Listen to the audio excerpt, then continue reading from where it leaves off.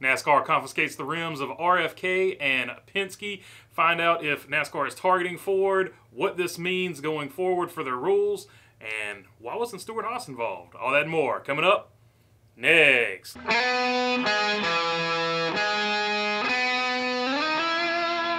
What's going on, everybody? If I haven't earned your subscription, hopefully today is the day that I will earn that subscription. All right, NASCAR confiscated the rims of the Penske and RFK cars after the Duels the other night, and well, they were saying that they've modified the sort of the interior holes. There are some interior holes on the rim that are being modified, and Brad Keselowski has come out and said that this is for safety reasons for the teams, but NASCAR is looking at it to see if it was perhaps a performance modification. We saw the good coordinated pit work from Ford on pit road. Was it somehow enhanced by this? That is something NASCAR is going to have to determine.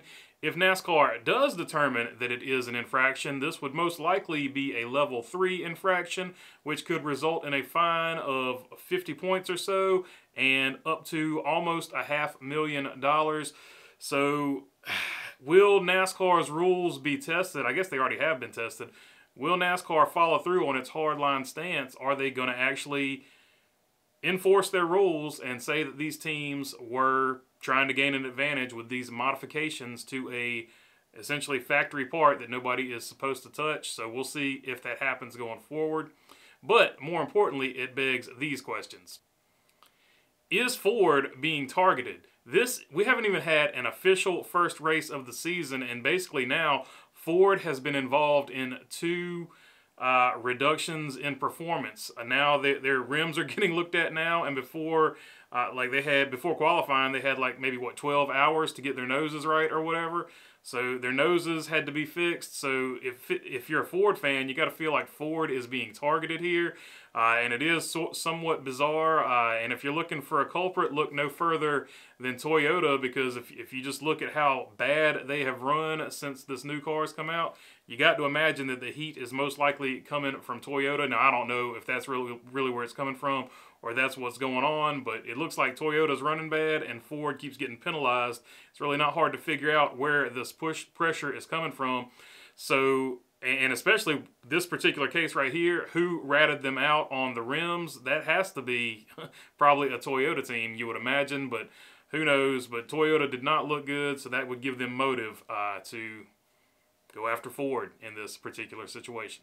So most likely a lot of people will cover, is Ford being targeted? Will NASCAR actually enforce the rules after saying they're going to be really stringent on the rules with this new car? But the other thing that I think people are missing is, if you're a Stewart HAAS fan, you have to be wondering, okay, the 2 big Ford teams, there's supposed to be 3 big Ford teams, but 2 of the big Ford teams had this advantage, and we're all supposed to be working in this Ford alliance, right? Well, how come we didn't know about, modifications to the rims? How come, Stewart HAAS Racing wasn't in on this deal?